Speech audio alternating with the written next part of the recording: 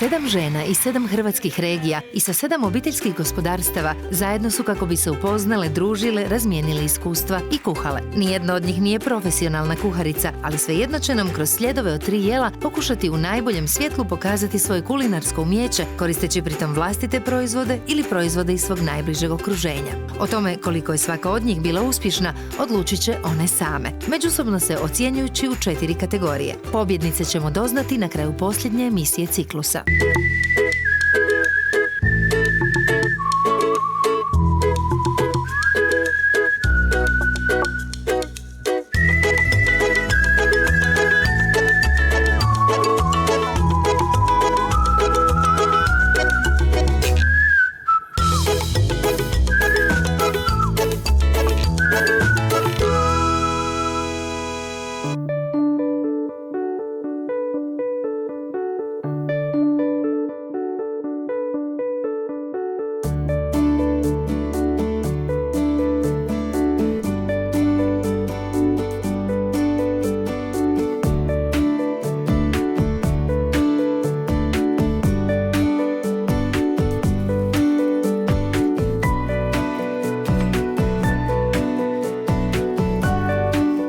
Za ovu dekoraciju sam se odlučila da moje gošće vide da se nalaze u Slavoniji.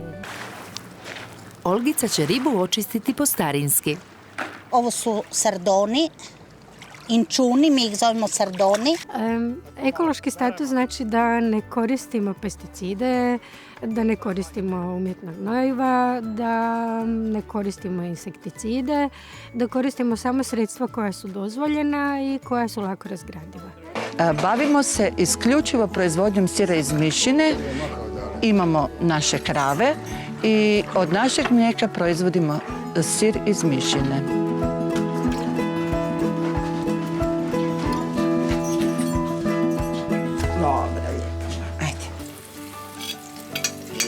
I sad ćemo staviti najprije sipu.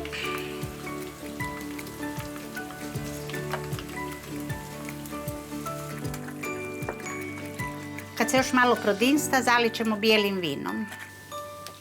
Cure, ovo je iznad očekivanja.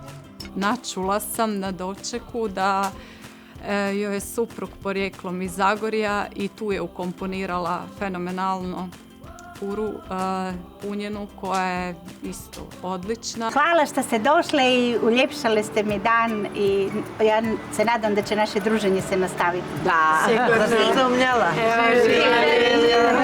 Divili smo se kulturi i tradiciji lijepe naše, ali najviše od svega. Družili smo se s iznimnim i vrijednim ženama i njihovim obiteljima i prijateljima. I ponovno se uvjerili kako se marom i radom na zemlji i od zemlje može dobro živjeti.